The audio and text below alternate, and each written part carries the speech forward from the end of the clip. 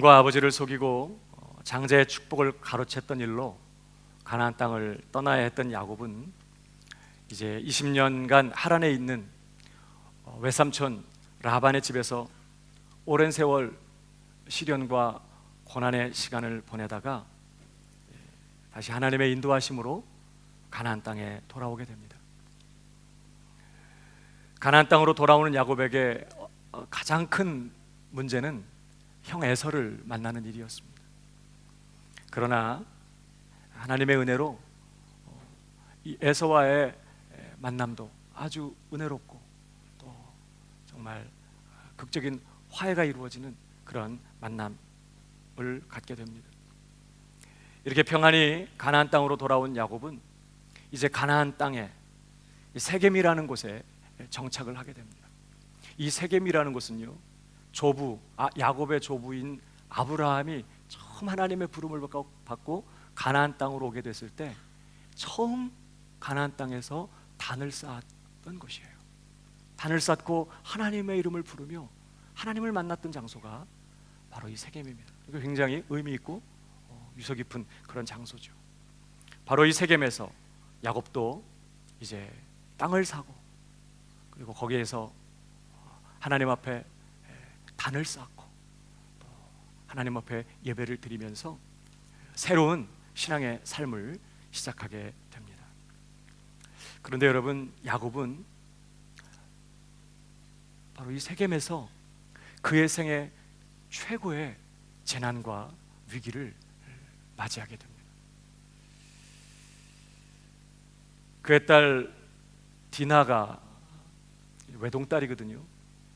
세겜에서 추장에게 그만 강간을 당하는 사고를 만나게 됩니다.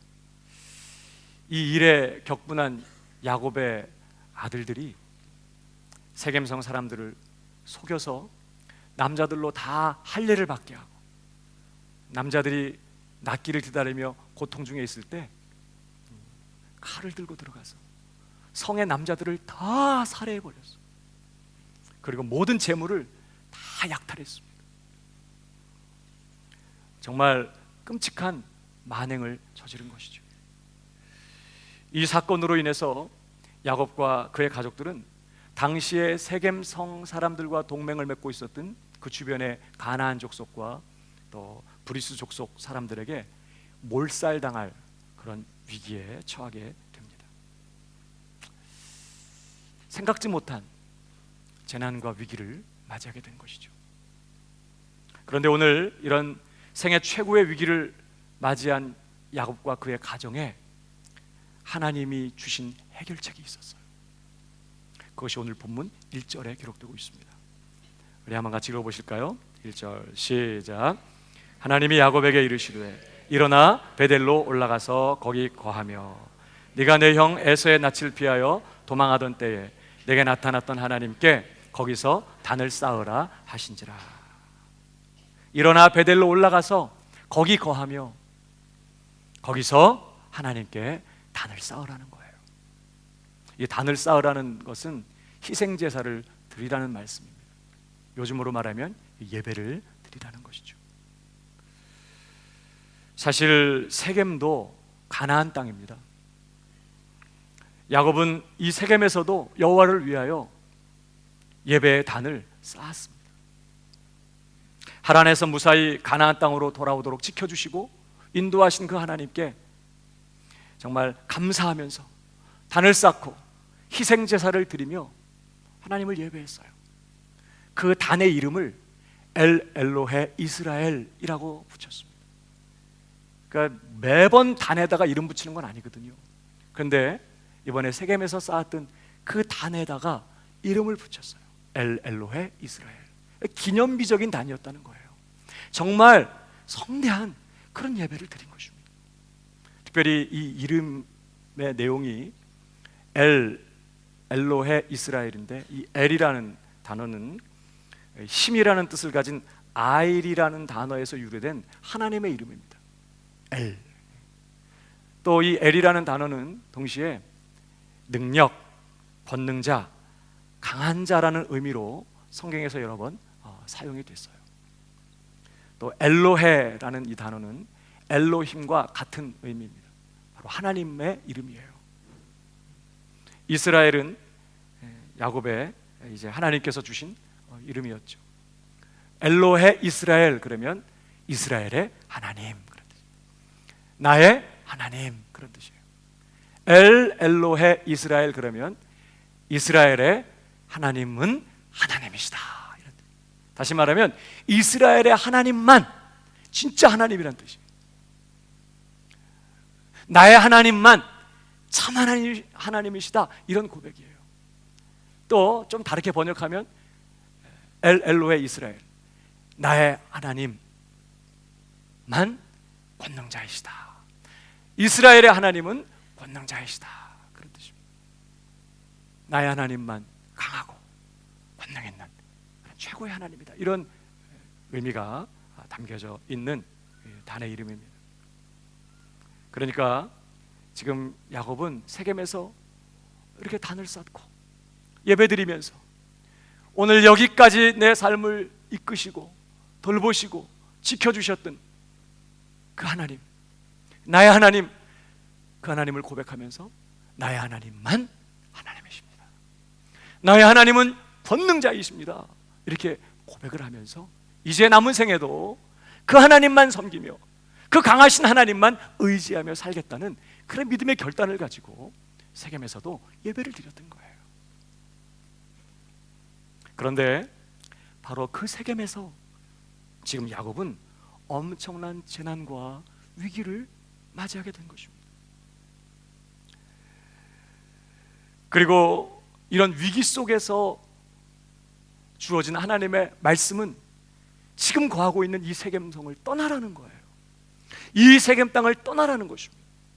그리고 베델로 올라가서 거기 거하며 거기서 단을 쌓고 하나님 앞에 예배를 드리라는 것이었어요. 이것이 지금 삶의 위기를 만난 야곱과 그의 가정에 주시는 하나님의 해결책이었습니다. 대체 야곱에게 있어서 이 세겜이라는 곳이 어떤 곳이길래 하나님은 이 세겜을 지금 떠나라고 말씀하실까요? 여기서도 이미 정말 성대한 예배를 드리고 정말 커다란 단을, 기념비적인 단을 쌓았었는데 하나님은 왜 여기를 떠나서 베델에 올라가서 단을 쌓으라고 말씀하시는 걸까요? 그리고 어떻게 이것이 지금 생애 최고의 위기를 만난 야곱과 그의 가정에 하나님의 해결책이 되는 것일까요? 우리가 오늘 함께 살펴보려고 합니다. 우선 하나님의 이 명령은요, 베델에 올라가서 거기 거하며 거기서 단을 쌓으라는 이 하나님의 명령은 예전에 야곱이 베델에서 했던 서원과 관계가 있어요. 우리가 잘 아는 것처럼 야곱이 형 에서의 낯을 피하여 바단 아람 하란으로 이제 도망을 가다가 베델이라는 곳에서, 그 당시 이름은 루스였죠.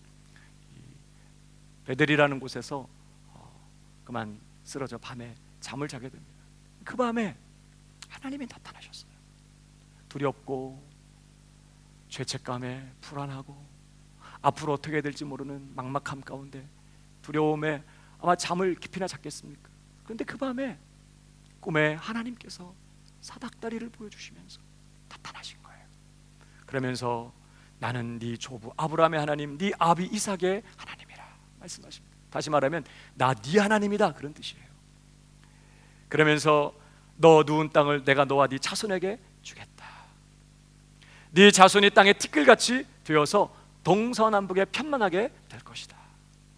땅의 모든 족속이 너와 네 자손을 인하여 복을 얻게 될 것이다. 내가 너와 함께 있어 네가 어디로 가든지 너를 지키며 너를 이끌어 다시 이 땅으로 돌아오게 하겠다. 그러면서 내가 네게 허락한 것을 다 이루기까지 내가 너를 떠나지 않겠다. 놀라운 약속의 말씀을 야곱에게 주셨습니다. 그때 야곱이 벌떡 일어났어요. 너무 감사하고 너무 감격스러워서 자기가 베개하고 자던 돌을 세워놓고 거기다가 기름을 부으면서 하나님 앞에 서원을 했습니다. 그 내용이 창세기 28장 20절에 기록되고 있는데요, 야곱이 서원하여 가로되 하나님이 나와 함께 계시사 내가 가는 이 길에서 나를 지키시고 먹을 양식과 입을 옷을 주사 나로 평안히 아비 집으로 돌아가게 하시오면, 다시 말하면 하나님께서 당신이 하신 이 약속의 말씀 그대로 내게 이루신다면 여호와께서 나의 하나님이 되실 것이요, 내가 기둥으로 세운 이 돌이 하나님의 전이 될 것이요, 하나님께서 내게 주신 모든 것에서 10분의 1을 내가 반드시 하나님께 드리겠나이다 하였더라. 한마디로 말하면 뭐예요? 하나님, 나는 당신의 하신 약속의 말씀을 붙들겠습니다. 하나님, 당신의 약속의 말씀을 붙잡고 나아가겠습니다. 그 약속의 말씀대로 당신께서 내게 이루신다면 당신을 내 하나님으로 모시고 당신만을 섬기며 살겠습니다. 이런 고백을 한 거예요. 이런 결단과 서원을 바로 베델에서 했던 것이죠. 그리고 그 곳이 이름이 원래 루스였는데 베델, 하나님의 집이라, 하나님이 여기에 계셨고 이 광야 아무도 없었던 곳에 여기가 바로 하나님이 계시는 처소였고 하나님의 집이다, 뭐 이러면서 베델이라 이름도 그렇게 붙여서 이제 그 이후부터 베델로 불려지게 됐지 않습니까? 하나님만을 내 하나님으로 모시고 하나님만 섬기겠습니다. 이것이 야곱의 결단이었어요. 올해 우리 표어와 같죠? 나와 내 집은 하나님만 섬기겠습니다. 정말 하나님은 당신의 약속대로 야곱을 끝까지 지키십니다. 끝까지 그의 삶을 간섭하시고 붙드시고 인도하시면서 결국은 그가 무사히 가나안 땅으로 돌아오도록 하셨습니다. 그런데 정작 가나안 땅에 돌아온 야곱은 어쩐 일인지 곧바로 베델로 올라가질 않아요. 숫곳이라는 곳에서 한참을 지체하더니 이제는 세겜이라는 곳에서 정착하려고 합니다. 거기서 땅을 사요. 땅 사는 건 뭐예요? 여기서 살겠다는 거예요. 곧 이사 갈 사람은 땅 사지 않죠.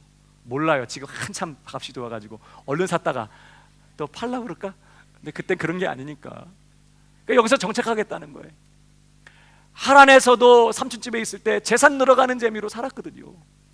그러니까 여기서도 땅 사면서 재산 늘리는 재미로 그렇게 살아가고 있는 거예요. 자신의 서원은 까맣게 잊어버린 채 그저 땅 사고 집 짓고 재산 늘어가는 재미에 빠져서 살고 있는 이런 야곱의 모습을 우리가 보게 되는 것이죠. 그러다가 이 세겜에서 엄청난 위기를 맞이하게 되는데, 사실 여러분 이 모든 일들은요 지금 야곱과 그의 가정이 처하고 있는 영적인 형편을 그대로 드러내고 있는 사건이었어요.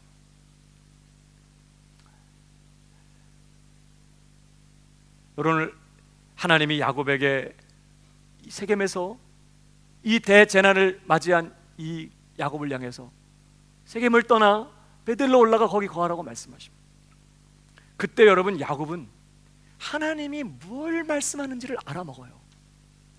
베델로 올라가라. 옛날에 자신의 소원을 그제서야 다시 기억하게 됐을 것입니다. 하나님의 말씀은 뭐예요? 다시 하나님만 내 하나님으로 모시고 하나님만 섬기는 그 자리로 돌아가서 거기에서 하나님이 받으실 진짜 예배를 드리라는 그런 말씀이라는 걸 알아먹습니다. 그래서 야곱이 이 하나님의 말씀에 순종하기 위해서 어떻게 합니까? 2절을 보십시오. 야곱이 이에 자기 집 사람과 자기와 함께한 모든 자에게 이르되 너희 중에 이방 신상을 버리고 자신을 정결케 하고 의복을 바꾸라. 세겜에서 살아왔던 것으로는 안 된다는 걸 알아요. 이제 베델에 올라가려면, 베델에서 단을 쌓으려면, 다시 말하면 하나님만 내 하나님으로 모시고 하나님만 섬기는 그 자리에서 하나님만 예배하는 그러한 예배를 드리려면 반드시 필요한 게 있었어요. 너희 중에 이방 신상을 버리고 자신을 정결케 하고 의복을 바꾸라.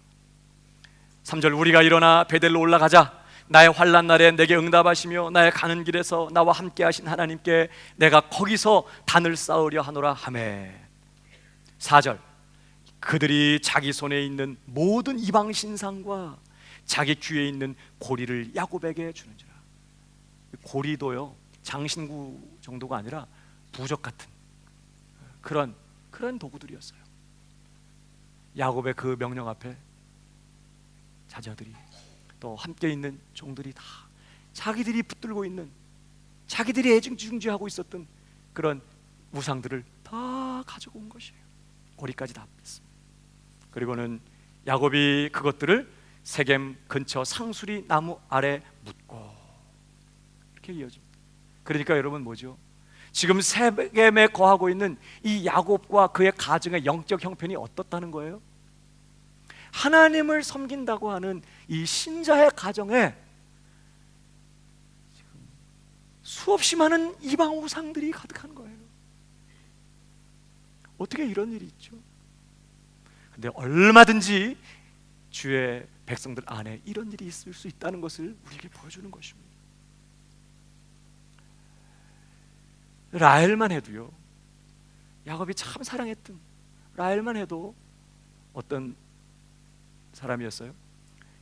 라반 이제 아버지 집을 떠나서 가나안 땅으로 돌아올 때 그냥 안 와요. 뭘 훔쳐 갖고 와요? 집에서 아버지의 드라빔을 훔쳐 가지고 옵니다. 드라빔은 당시에 가정 수호신이었어요. 그동안에도 이 집안에 있으면서 이 드라빔 덕을 봤다고 믿은 거예요. 이제 가나안 땅에 가서 무슨 일을 만나게 될지 모르는데 드라빔이 필요하다는 것이죠. 그래서 아버지의 드라빔을 훔쳐가지고 집을 떠나게 됩니다. 드라빔이 없어진 사실을 안 이 야곱이요, 드라빔 찾겠다고 길르앗까지 쫓아와요. 야곱. 그래가지고 난리를 쳐요. 드라빔 내놓으라고. 그래서 막 그냥 모든 장막에 다 들어가서 드라빔 찾겠다고 샅샅이 뒤집니다. 라헬은 또 드라빔 뺏기지 않겠다고 나귀 안장 밑에다 집어넣고 거기 딱 앉아가지고 아버님 지금 일어날 수가 없사옵나이다 공갈을 쳐가면서 드라빔을 사수해요. 그러니까 부녀지간에 뭐예요? 드라빔 없이 못 산다는 거예요. 정말 내가 앞으로 사는데 정말 드라빔이 필요하다는 거예요. 정말 나 드라빔 없이 살 수 있을까? 드라빔 없이 내가 평안할 수 있을까? 드라빔 없이 내가 잘 될 수 있을까? 뭐 지금 이러고 있는 거죠. 그러니까 막 드라빔 찾겠다고 혈안이고 드라빔 뺏기지 않겠다고 난리고. 혹시 저와 여러분에게도 이런 거 있어요? 틀림없이 하나님을 섬기는 하나님의 백성들이에요. 그러나 정작 내가 내 마음으로 붙들고 있고 하나님보다 더 사랑하고 의지하고 위로를 받고 만족을 얻으면서 기쁨을 삼고 있는 그런 우상들이 혹시 우리 안에는 없나요? 사람이든 물건이든 하나님보다 더 사랑하고 더 의지하고 더 기뻐하고 하나님보다 더 자랑스러워하고 있는 그런 것들은 다 우상이에요. 이건 종교와도 관계없어요. 난 무교야 이런 사람도 다 우상들을 가지고 있어요. 우리 안에는 본성적으로 절대자 하나님을 찾고 의존하려고 하는 이런 본성이 있기 때문에 하나님을 알지 못하고 하나님을 믿지 않는 그런 영적으로 죽어있는 사람들도 다 그런 의지하고 기대고 위로받고 힘을 얻으려고 하는 이런 우상들을 다 갖게 돼요. 이건 하나님을 섬기는 이스라엘 백성에게도 마찬가지였어요. 이스라엘 백성들에게 끊임없이 대를 이어가면서 그들을 괴롭혔던 그들의 죄악이 뭐였죠? 결국은 그 죄 때문에 그들이 망하고 바벨론으로 아수르로 다 팔려가고 쫓겨나고 말아요. 바로 우상 숭배 죄였어요. 그들은 하나님 한 분만으로 만족할 수가 없었어. 하나님 한 분만 섬기면서 어떻게 살아? 바알도 필요하고 농사를 잘 짓게 해주고 풍년을 주고 농경 신으로서 정말 풍년 들게 만드는 신 아세라, 자식들 잘 많이 낳게 하고 비를 많이 내리게 하고 아세라, 아스다롯, 몰곰 수많은 이방의 우상들을 다 끌어다가 하나님도 섬기면서 그런 우상도 섬기는 이런 신앙에 늘 빠져 있었어요. 끊임없이 하나님께서 그들을 간섭하시고 그들을 징계하셔도 돌이킬 줄 몰라요. 여러분, 구약 이스라엘 백성들만 그럴까요? 오늘 우리는 어떻습니까? 하나님만 섬기겠다고 고백하지만 정작 나의 위로가 되는 것은 하나님이 아니라 다른 것일 수 있어요. 하나님 그분이 나의 만족이고 그분이 나의 기쁨이고 나는 그분만 사랑하고 그분과 함께 있는 것이 내게는 가장 큰 힘이 되고, 그렇지 않을 수 있다 이 말이에요. 삶에서는 오늘 하나님보다 더 의지하고 사랑하고 정말 기쁨을 얻는 이러한 수많은 우상들을 끌어안고 거기에서 적당히 하나님도 섬기면서 우상도 정말 그렇게 붙들고 있는 이런 삶의 자리가 바로 세겜이었던 거예요. 바로 하나님은 그 세겜을 떠나라는 것이에요. 네가 서원한 대로 하나님만을 내 하나님으로 모시고 하나님만 섬기겠다고 한 그 자리로 이제 돌아가라는 것이에요. 이전에 야곱은 그 세겜에서 예배를 드렸어요. 가정 안에는 여러 많은 우상들을 가지고 있으면서도 성대하게 커다란 단을 쌓아놓고 하나님 앞에 예배를 드리면서 엘로헤 이스라엘, 나의 하나님만 하나님이십니다, 나의 하나님만 권능자이십니다, 이렇게 고백했지만 사실상은 그 예배는 껍데기뿐인 예배인 것이에요. 모양만 갖추고 형식만 갖추고 있는 형식적인 예배였을 뿐이에요. 하나님은 지금 그 예배를 청산하라고 말씀하시는 것입니다. 베델로 올라가서 하나님만 섬기는 그 예배를 드리라고 촉구하시는 것이죠. 이렇게 모양만 갖추고 형식적인 예배를 드리면서 그저 적당히 타협하고 사는 형식적인 신앙의 자리에서 사는 야곱의 삶에 일어난 결과가 오늘 이 세겜의 어마어마한 재난이었어요. 여러분 오해하지 마십시오. 야곱이 세겜에서 우상과 타협하고 살면서 형식적인 예배를 드렸기 때문에 하나님께 벌을 받아서 세겜에서 이런 어려운 재난을 만나게 된 것이라고 그렇게 생각하지 마십시오. 성경은 그렇게 말하고 있지 않습니다. 여러분, 신자는 얼마든지 세상에서 어려움을 당할 수 있어요. 살다 보면 야곱의 가정에 이 디나가 강간당한 사건처럼 믿는 자들도, 하나님 섬기는 자들도 얼마든지 세상을 살면서 어이없고 황당하고 고통스럽고 정말 난처한 어려운 그런 일들을 만날 수 있습니다. 문제는요, 세겜에 거하면서 세겜의 형식적인 신앙과 세겜의 형식적인 예배로 만족하고 있는 야곱과 그 가정은 지금 그들이 만난 이 디나 사건, 이 디나 문제를 은혜롭게 풀어갈 힘이 없었다는 거예요.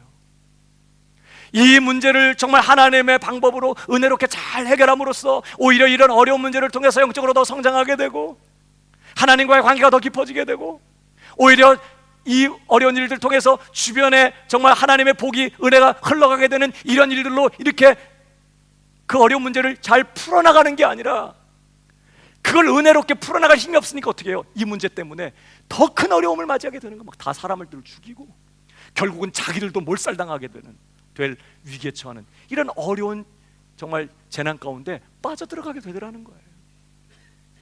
여러분, 우리가 오늘 한 가지 기억해야 될 거 있습니다. 우리 인생에게는요, 절대적으로 하나님의 복이 필요하다는 거예요. 창세기 5장에 보면 하나님께서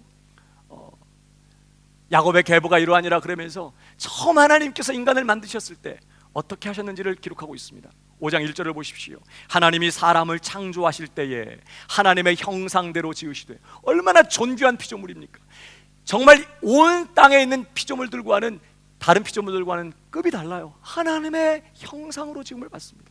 남자와 여자를 창조하셨고, 여러분, 하나님이 창조하신 그날 여러분 얼마나 온전한 모습이겠어요? 얼마나 건강하고 얼마나 아름답고 얼마나 온전한 모습으로 남자와 여자를 만드셨겠어요? 정말 완전한 모습이에요. 그런데요, 보십시오. 그들이 창조되던 날에 하나님이 그들에게 복을 주시고 그들의 이름을 사람이라 일컬으셨더라. 하나님의 형상으로 지음받은 남자와 여자, 그렇다고 그냥 사람이 아니에요. 하나님의 형상으로 지음받은 남자와 여자에게 하나님은 복을 주십니다. 하나님의 복을 받은 후에 하나님은 바로 그 복받은 남자와 여자에게 뭐라고요? 사람이라, 이렇게 말씀하죠. 하나님의 형상으로 지음받은 남녀가 하나님의 영광을 위하여 지음받은 남자와 여자가 그 하나님의 목적대로 하나님을 영화롭게 하는 그런 사람 구실을 하는 삶을 살기 원한다면 반드시 뭐가 필요하다고요? 복을 받아야 된단 말이에요. 우리 인생에는 하나님의 복이 절대적으로 필요해요. 우리 스스로는요, 그 복을 스스로 만들어낼 수가 없어요. 우리는 자가 발전기를 갖고 있지 않아요. 우리는 끊임없이 복의 근원이신 하나님께 의존해서 그분께서 우리에게 베푸시는 그 복을 힘입고 그 복을 받아야만 비로소 사람 구실을 할 수 있다는 뜻이에요. 자동차가 마찬가지. 예를 들면 자동차가 그래요. 자동차가 만들어졌습니다. 여러분, 자동차가 딱 만들어지면요, 그 자체로는 솔직히 아무것도 아니에요. 왜 만들어요? 자동차는 사람을 실어 나르기 위해서, 목적지까지 빠르고 안전하게 사람을 나르기 위해서예요.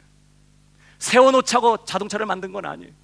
그러나 여러분, 자동차가 그 본래의 목적대로, 만들어진 목적대로 안전하게 사람을 목적지까지 그렇게 실어 나르고 할 수 있으려면 자동차에는 한두 가지가 필요한 게 아니에요.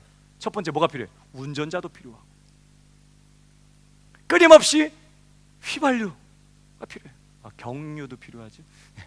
기름이 필요해. 계속해서 타이어가 닳고 소모품이 달아가요. 타이어를 비롯해서 엔진 오일, 계속해서 소모품들이 계속해서 공급이 돼야 돼. 고장이 나면 수리할 수 있는 정비소도 필요해. 자동차가 딱 만들어졌다고 그 자동차가 자동차답게 기능할 수 있는 게 아니에요. 자동차가 자동차답게 굴러가고 그렇게 기능할 수 있으려면요, 이 모든 것들이 다 지원이 돼야 되는 거예요. 아프터 서비스가 필요한 거예요. 폐차될 때까지 정상적으로 달려가려면 그런 게 필요한 거죠. 마찬가지 우리 인생이 그래요. 하나님의 형상으로 지음받아 하나님의 영광을 위하여 하나님을 영화롭게 하는 그런 목적을 가지고 지음받은 인생은 하나님 앞에 가는 그날까지 그 본래의 목적을 이루기 위해서는요, 끊임없이 하나님께로부터 아프터 서비스가 필요해요. 하나님께로부터 복이 와야 이 험악한 세상 속에서, 시험 많고 유혹 많고 정말 어려움 많은 이 세상 속에서 하나님의 복이 와야 시험을 이기고 유혹을 이겨내고 위기와 재난을 넘어가고 사명 감당하면서 하나님을 영화롭게 하는 본래의 사명을 감당할 수 있는 것이, 끊임없이 하나님의 복이 와야 내 삶을 통해서 하나님의 뜻을 이루어드리고 다른 사람들에게 진정 복이 되는 그런 인생을 살아갈 수가 있게 되는 것이죠. 여러분, 그런데 그 하나님의 복이 우리에게 부어지는 주요한 통로가 있어요. 뭘까요? 그것이 바로 예배인 것입니다. 출애굽기 20장 24절에 보면요, 내게 터단을 쌓고, 하나님 명령하세요. 내게 터단을 쌓고 그 위에 너의 양과 소로 너의 번제와 화목제를 드리라. 내가 무릇 내 이름을 기념하게 하는 곳에서 네게 강림하여 복을 주리라. 하나님 앞에 단을 쌓고 하나님이 받으실 거룩한 예배를 하나님 앞에 드리며 하나님을 영화롭게 하는 바로 그 자리에 하나님께서는 찾아오시겠다고 말씀하십니다. 내가 내 이름을 기념하는 곳에 강림하여 뭐 하시겠다고요? 복을 주시겠다고 약속하셨어요. 여러분, 하나님은요, 우리 예배가 필요 없으신 분이세요. 무슨 원시인들이 어디 큰 굴에 어마어마한 괴물을 이렇게 가두어 놓고 그리고 가서 거기서 숭배하면서 때마다 어떤 먹을 거를 갖다가 계속 공급해줘가지고 먹여주고 이런 것처럼 하나님을 예배하는 게 아니에요. 우리가 지금 하나님은 스스로 자존하시는 분이세요.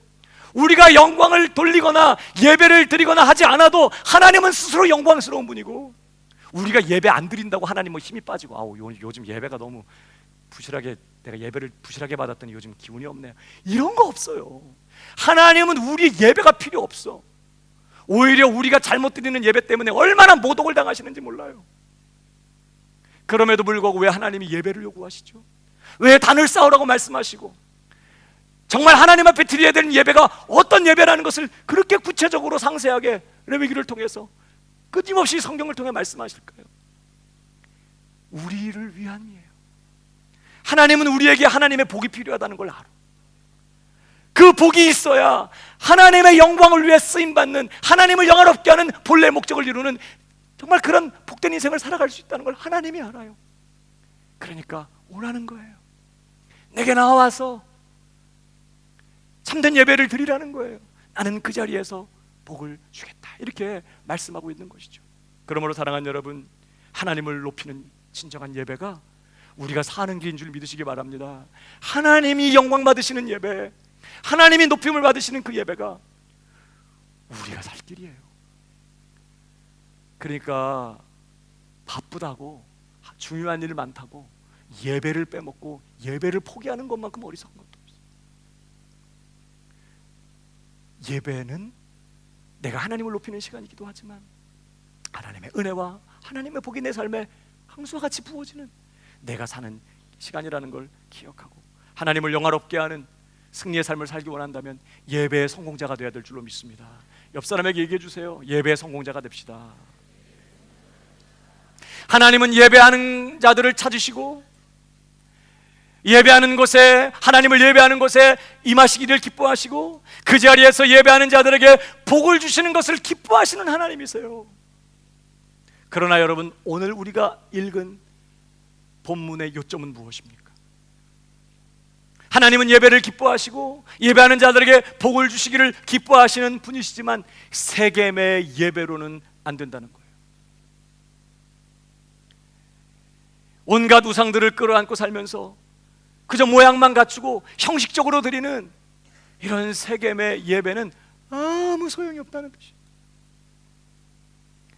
창세기 33장 마지막 부분을 보면 야곱이 세겜에서 땅을 샀다는 얘기가 나오고 거기서 하나님 앞에 단을 쌓았다는 얘기가 나와요. 그 마지막 절, 33장 마지막 절이 이렇게 맞춰요. 같이 읽어볼까요? 33장 20절 시작.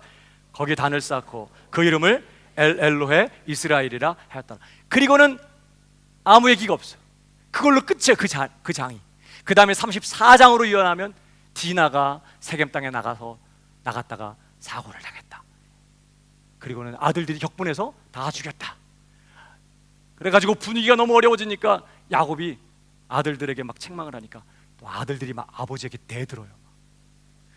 그런 일들이 일어났다는 거예요. 그러니까 지금 오늘 세겜에서 단을 쌓고 성대하게 하나님 앞에 예배를 드리며 엘로헤 이스라엘 거창한 신앙 고백을 드렸지만 그리고 아무 일도 없었다.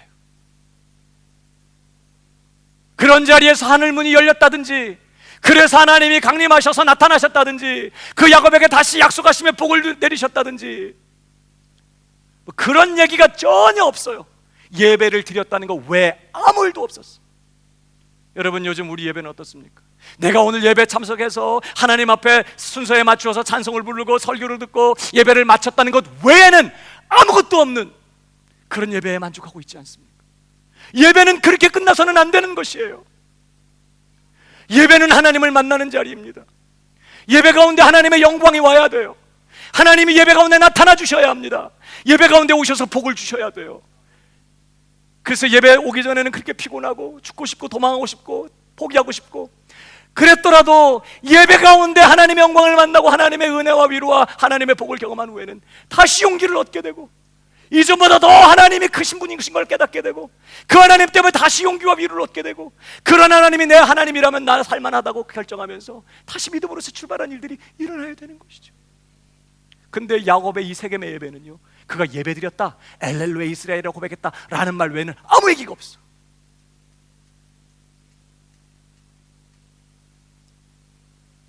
하나님은 결코 형식적인 세겜의 예배에 속지 않으십니다.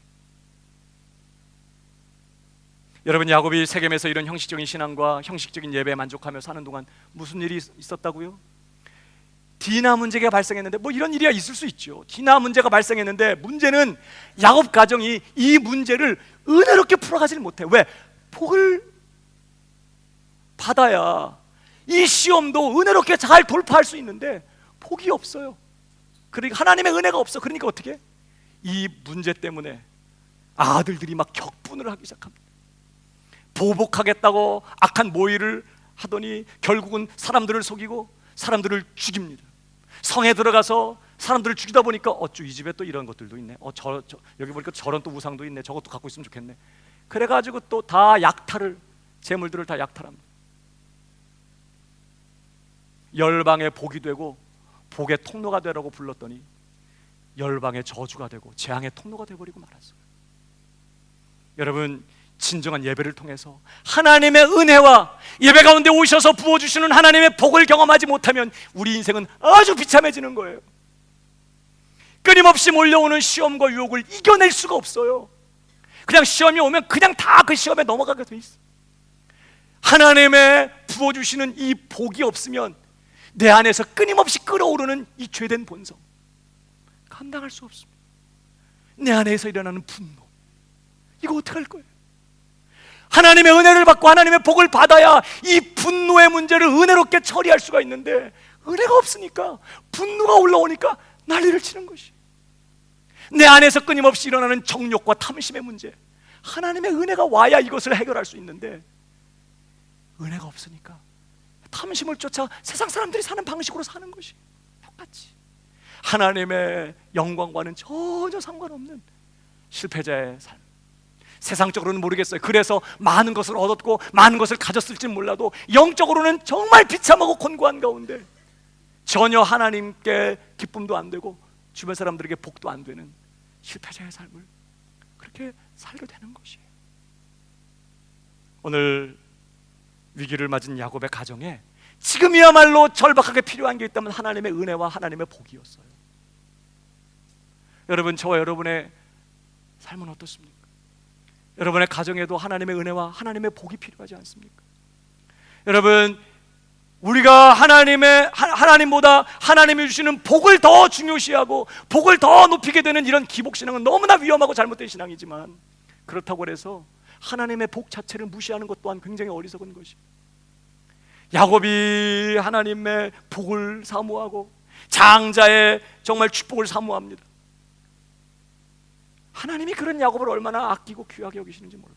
야곱이 얼마나 못나고 연약한 사람이지만, 에서 얼마나 남자답고 털도 많고 사냥도 잘하고, 야, 내가 지금 배고파 죽겠는데 뭐 장자권이 무슨 소용이야? 장자의 축복 같은 건 너나 가져야. 밥그릇이나 장자 한 그릇에 팥죽 한 그릇에 장자의 명분을 팔아버린 에서와 같은 망령등자가 있을까 두려워하라고 그랬어요. 여러분, 오늘도 우리는 겸손하게 하나님의 은혜를 구하고 하나님의 복을 기다려야 돼요. 그 복을 받아야 이번 한 주간도 시험을 이기고 내 삶에 다가오는 여러 가지 영적인 어려움들을 돌파해내면서 내 삶을 통해 하나님의 말씀을 이루고 하나님을 영화롭게 하는 승리하는 삶을 살아갈 수 있는 줄로 믿습니다. 하나님의 복이 필요해요. 올 창립 14주년을 맞이한 우리 광명교회도 전적으로 하나님의 은혜와 하나님의 복이 필요합니다.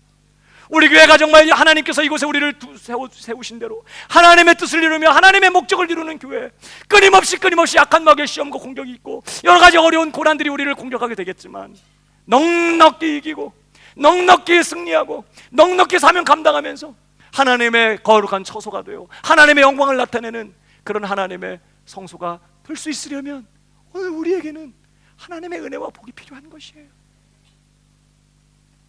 그래서 오늘 하나님은 인생 최대의 위기를 만난 야곱에게 세겜을 떠나라는 것입니다. 베델로 올라가라는 거예요. 그리고 거기서 하나님이 받으실 진짜 예배를 드리라고. 지금까지 붙잡고 있는 모든 헛된 우상들 다 땅에 묻어버리고 진짜 하나님만 섬기는 그런 예배를 드리라고 촉구하시는 것이죠. 적당히 타협하는 신앙의 중간지대는 떠나가야 돼. 하나님 안 섬기는 거 아니에요. 하나님 섬겨요. 예배 시간에 얼마나 성대하게 그럴듯한 모습을 갖추면서 하나님 예배하는지 몰라. 그러나 마음 안에 정리가 안 돼 있어. 나의 마음속에 온전히 예수님만 모셔놓고 하나님만 모셔놓고 당신만 내 하나님이십니다. 난 당신만 사랑합니다. 난 당신만 의지합니다. 당신만을 기뻐합니다. 그러면서 하나님 앞에 예배를 드려야 되는데 나의 기쁨, 나의 만족은 세상 너무나 잡다한 것들이 형식적으로 모양만 갖추고 습관적으로 드리는 그런 예배 이제 청산해버리고 하나님만 섬기는 진짜 예배의 자리로 가라고 오늘 야곱을 그렇게 도전하고 계시는 것이죠. 이것이 지금 인생의 최대의 위기를 만난 야곱 가정해 주시는 하나님의 해결책이에요. 여러분, 예배가 해결책인 줄 믿으시기 바랍니다. 하나님 앞에 진짜 예배를 드리는 것이 우리가 살 길인 것이에요. 그래서 오늘 야곱이 베델로 올라갑니다. 그가 베델로 올라가기 위해서 모든 우상들을 끌어다가 땅에 다 묻어버립니다. 몸을 정결케 하고 의복을 갈아입고 베델로 올라갑니다. 6절을 보십시다. 야곱과 그와 함께한 모든 사람이 가나안 땅 루스 곧 베델에 이르고 그가 거기서 단을 쌓고 그곳을 엘베델이라 불렀으니, 여기 보면요, 베델에서 특별하게 다른 무슨 특별하게 어떤 게 했다는 게 없어요. 세겜에서 했던 거나 여기서 했던 거나 형식이나 모양은 다 똑같아요. 베델에서라고 더 무슨 순서가 더 들어가고 뭘 하고 이런 게 없어요. 형식이나 순서는 똑같아요. 그냥 단을 쌓은 것이, 그것을 엘베델, 베델의 하나님 이렇게 고백하면서 거기서 예배를 쌓았습니다. 이는 그 형의 낯을 피할 때 하나님이 그에게 거기서 나타나셨습니다. 여러분, 형식이 중요한 게 아니에요. 무슨 찬송을 부르냐, 경배성을 부를 거냐, 그냥 찬송가를 부를 거냐, 앉았다 일어날 거냐, 일어났다 앉을 거냐, 악기를 할 거냐, 이거는 중요한 문제가 아니에요. 중요한 것은 우리의 마음이에요. 마음, 깨끗하게 정리된 마음. 우상들을 다 묻어버리고 이제 오직 하나님만 내 하나님으로 고백하는 성결한 마음, 그 마음이 예배가 가장 중요한 것이죠. 오늘 그렇게 단을 쌓고 베델에서 예배를 드립니다. 그가 이렇게 베델에서 예배를 드렸을 때 여러분, 야곱에게 어떤 일이 일어납니까? 세겜에서는 없었던 놀라운 일들이 이어지고 있습니다. 9절, 단을 쌓고 예배 드린 후에 9절, 야곱이 밧단 아람에서 돌아오매, 이제 드디어 가나안 땅에 들어온 거예요. 드디어 세겜도 가나안 땅이었지만 이제 드디어 베델에 왔을 때 뭐라고 기록해요? 그가 밧단 아람, 하란에서 돌아왔다. 하란에서 축복의 땅으로 돌아왔다. 여러분, 하나님만 내 하나님으로 모시고 하나님만 섬기는 자리가 축복의 땅인 줄 믿으시기 바랍니다. 그냥 몸만 교회 와 있다고, 몸만 신앙생활하고 있다고 축복의 땅이 아닌 것이에요. 세겜에서 베델로 와야 되는 것이죠. 어쨌든 그렇게 야곱이 밧단 아람에서 돌아오매, 하나님이 다시 야곱에게 나타나서 그에게 복을 주시고, 여러분, 야곱이 하나님 앞에 단을 쌓고 베델에서 하나님을 예배할 때 어떤 일이 벌어져요? 그 예배가 끝난 하나님이 나타나십니다. 저는 우리 광명교회가 함께 모여 예배할 때마다 하나님이 나타나 주시기를 바랍니다. 하나님께서 친히 오셔서 하늘을 가르시고 우리 가운데 친히 강림하셔서 그분의 거룩한 영광을 우리 안에 드러내 주시는 것이에요. 예배를 드리다가, 예배를 드리면서 우리 영적인 눈이 열려 이곳에 와 계신 하나님의 임재를 경험하게 되고, 그냥 노래만 부르고 설교만 듣고 축도만 받고 그냥 빨리 예배를 마치고 황급하게 교회를 나가는 것이 아니라, 하나님이 얼마나 영화로우신지, 하나님 그가 얼마나 귀하신 분인지, 하나님 그가 얼마나 위대하신 분이신지, 그런 하나님이 내 하나님이란 사실이 얼마나 감사한지, 하나님의 영광 앞에서 전율하고 하나님의 그 크신 영광 앞에서 놀라고 감격하고, 하나님이 우리 예배 가운데 나타나 주시는 이런 놀라운 역사가 우리 가운데 있게 되기를 바랍니다. 하나님이 나타나셨어요. 그리고 그에게 복을 주십니다. 저는 창립 14주년을 맞이한 우리 광명교회가 정말 우리가 모일 때마다 하나님이 나타나셔서 상한 자 위로하시고 병든 자 치료하시고 권고한 자에게 말씀 주시고, 하나님께서 각 사람들에게 성령의 역사로 나타나셔서 친히 싸매시고 위로하시며 복을 주시는, 각자 형편에 맞게 넉넉히 감당하며 넉넉히 이기며 넉넉히 승리하며 넉넉히 돌파할 수 있게 하는 이 디나 사건도 은혜롭게 넘어갈 수 있게 만들어주는 이런 하나님의 복, 하나님의 은혜, 우리 모두에게 예배 시간마다 부어주시기를 주님의 이름으로 축복합니다. 베델에서만 가능하다는 거예요. 이게 베델의 예배에서만 가능하다는 거예요. 특별히 그가 받은 복의 내용이 무엇입니까? 10절을 보십시다. 그에게 이르시되 네 이름이 야곱이다마는 네 이름을 다시는 야곱이라 부르지 않겠고 이스라엘이 네 이름이 되리라 하시고, 그가 그의 이름을 이스라엘이라 부르시고, 사실 이미 이스라엘로 바꿔주셨는데 그동안 계속 야곱이라고 불려져요. 그러다가 다시 여기서 말씀합니다. 이스라엘이 네 이름이 되리라. 여러분, 이스라엘 문자적인 뜻은요, 그가 하나님으로서 통치하신다, 그런 뜻이에요. 이 이스라엘의 문자적인 뜻은, 그러니까 네 이름이 이스라엘이 되리라. 무슨 말이에요? 이제 내가 너의 하나님으로서 너의 삶을 주관하고 너의 삶을 통치하겠다, 그런 뜻이에요. 여러분, 우리 인생이 이 땅에서 누리는 최고의 복이 뭘까요? 뭐가 최고의 복이죠? 하나님이 내 하나님 되셔서 내 인생을 다스려 주시는 거예요. 그가 내 인생을 주장하시는 것입니다. 그래서 최고의 복이 뭘까요? 내 고집대로 안 되는 거예요. 내 생각대로 안 되는 것입니다. 내 계획대로 절대로 안 되는 거예요. 이게 복인 줄 믿으시기 바랍니다. 많은 사람들이요, 내 생각대로 안 되고 내 계획대로 안 됐다고 낙심하고 절망하는데 그렇지 않아요. 진짜 복이 뭐냐? 내 생각대로 안 되고 끝까지 내 계획대로 안 되고 내 인생을 주관하고 계시는 하나님의 뜻대로 되는 거예요. 이게 진짜 복이에요. 지금 하나님이 이걸 약속하시는 거예요. 네 이름이 이스라엘이 될 것이다. 내가 하나님으로서 네 인생을 통치하겠다, 다스리겠다. 저는 창립 14주년을 맞이하는 우리 광명교회가 이 복을 받게 되기 바랍니다. 하나님께서 주장하시는 교회, 사람들이 주인 노릇하고 사람들이 그저 모여가지고, 물론 성령께서 우리 마음을 감동하시기 때문에 우리가 이제 때로 어떤 일들을 결정할 때 또 함께 모여서 의논하고 또 이렇게 다수결로 어떤 일들을 결정하고 하지만, 그러나 그렇다고 인간이 주인이 아닌 것이, 하나님이 주인 되셔서 하나님 그분이 결정하시고 그분이 원하시는 방향으로 우리를 이끌어 주셔서 절대 우리 생각대로 안 되고 하나님의 뜻만 이루어지는 그런 교회가 되기를 축복합니다. 이게 복받은 교회인 것이에요. 하나님은 절대 우리를 망하게 하지 않아요. 반드시 잘 되게 돼 있어요. 하나님이 얼마나 놀라운 분이에요. 어쨌든 뿐만 아니라 두 번째, 그가 받은 복의 내용이 무엇입니까? 11절 12절입니다. 세 가지를 말씀하시는데, 그에게 이르시되 나는 전능한 하나님이라. 첫 번째, 생육하고 번성하라. 두 번째, 국민과 많은 국민이 내게서 나고 왕들이 네 허리에서 나오리라. 번성하는 복이죠. 3절, 세 번째 12절, 내가 아브라함과 이삭에게 준 땅을 네게 주고 내가 네 후손에게도 그 땅을 주리라 하시고. 여러분, 이 내용들은 다 이미 아브라함, 이삭에게 다 하셨던 약속이에요. 사실 이러한 약속들 끝에는 예수 그리스도가 오실 것입니다. 그리고 그 하나님의 아들이 다윗, 아브라함의 자손으로 오셔서, 그리고 그 예수 그리스도를 통해서 땅의 모든 족속들이 복을 받게 하겠다는 구원의 계획을 가지고 벌써 아브라함을 불러내시면서 주셨던 약속들이잖아요. 그러니까 여러분, 오늘 여기 생육하고 번성하라, 많은 국민이 내게서 나오고 왕들이 내게서 나올 것이다, 내가 아브라함과 이삭에게 준 땅을 내게 주고 네 후손에게도 그 땅을 주리라. 단순히 야곱이 번성하고 가나안 땅을 얻게 된다는 내용을 넘어서서 이제 야곱의 삶이 하나님의 약속을 이루고 하나님의 말씀을 이루고 하나님의 구원 계획을 이루는 그런 인생이 되게 하겠다는 거예요.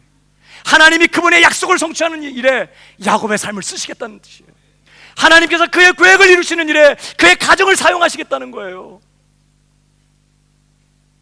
저는 저와 여러분이 이런 복의 주인공이 되기를 축복합니다. 하나님이 그분의 말씀을 이루시고 그분의 약속을 이루시는 일에 내 인생을 쓰시는 거예요.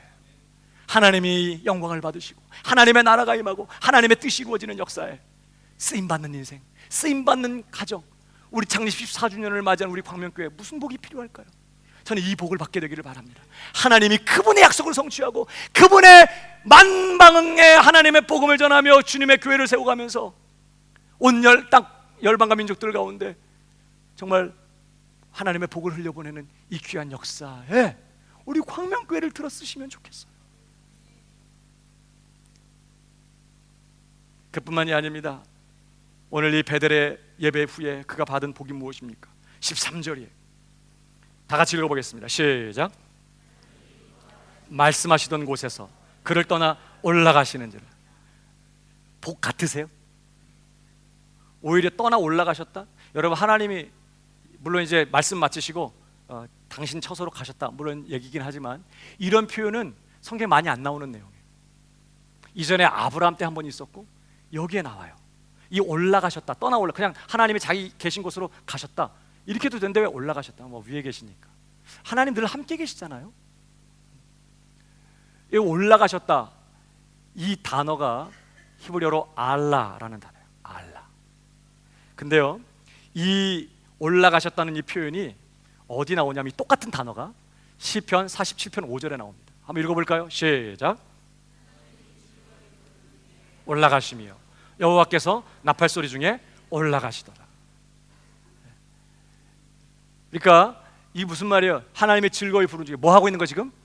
주의 백성들이 즐거이 하나님 찬양하고 기뻐하고 예배드리는 거예요.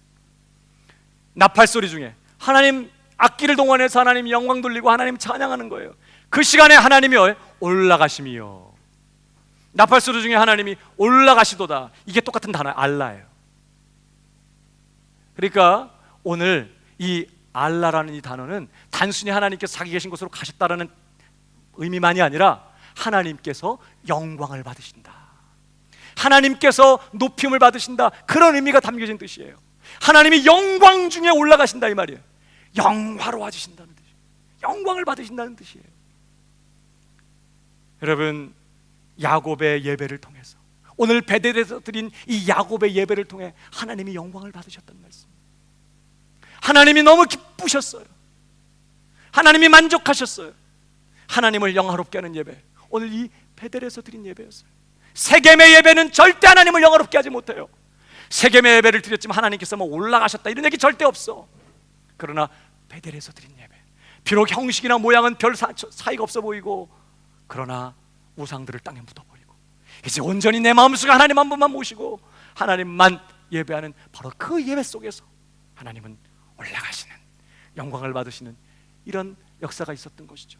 이렇게 하나님이 올라가시는, 하나님이 영광을 받으시는 예배가 야곱이 살 길이었어요. 저는 우리 광명교회도 이 복을 받게 되기를 바랍니다. 모일 때마다 영광 중에 하나님이 올라가시며, 즐거이 부르는 중에 하나님이 올라가시며, 맨날 그런 은혜가 우리 가운데 있게 되기를 바랍니다. 악기를 칠 때마다 하나님이 귀를 막으시며, 우리가 막 찬양할 때마다 하나님이 막 어쩔 줄 몰라 하시며, 이게 아니라 쟤네들 정말 너무 민망하다, 막 너 또 왔니? 난 너 얼굴 보면 너무 막 무섭다, 막 그러면서 하나님이 막 너무 민망해하시고 부담스러워하는 게 아니라, 우리가 예배하고 찬양할 때 그 예배가 얼마나 하나님 앞에 합당하고 하나님 앞에 정말 기쁨이 되든지 하나님께서 영광 중에 올라가시는 이런 은혜가, 이런 복이 우리 교회에 있게 되기를 바라고, 여러분의 심령에 있게 되기를 바랍니다. 베델에서, 베델의 예배 가운데 이런 복이 왔다는 것을 우리가 기억해야 하는 것이죠. 사랑하는 여러분, 오늘 창립 14주년을 맞이하는 우리 교회에 필요한 게 뭘까요? 적당히 타협하고 사는 세겜의 신앙을 청산하고 하나님만 섬기는 베델의 신앙을 회복하는 것인 줄로 믿습니다. 형식적인 세겜의 예배를 청산하고 이제 하나님만 영화롭게 하는 베델의 예배를 회복해내는 거예요. 오늘 저는 이 창립 주일이 야곱이 베델로 올라가기 위해서 모든 우상들을 땅에 묻어버리고 스스로를 정결케 하고 옷을 갈아입었던 것처럼,